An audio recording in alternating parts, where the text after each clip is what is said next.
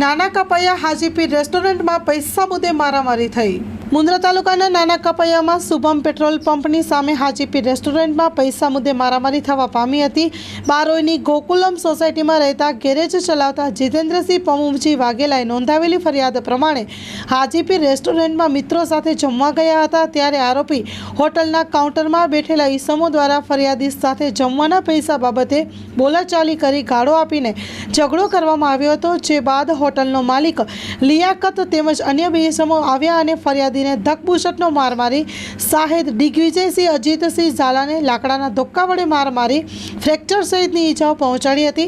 ફરિયાદીને 4 ટાંકા અને હાથમાં ફ્રેક્ચર, જ્યારે દિગ્વિજયસિંહને માથાના ભાગે 13 ટાંકા આવ્યા હતા। આ કેસમાં પક્ષ હોટલ માલિક લિયાકત અબ્દુલ બાવાએ મુન્દ્રા પોલીસમાં નોંધાવેલી ફરિયાદ પ્રમાણે આરોપી રેસ્ટોરન્ટમાં જમવા આવ્યા ત્યારે રોટલી બાબતે બોલાચાલી કરીને ઝઘડો કરીને ફરિયાદીને તેના દીકરાને માર મારી લોખંડની ટામી ફટકારી હતી, જેથી જીતેન્દ્રસિંહ તથા તેની સાથે આવેલા 2 જણે ઈસમો સામે ફરિયાદ થઈ છે અને આ અંગે મુન્દ્રા પોલીસે વધુ તપાસ હાથ ધરી છે।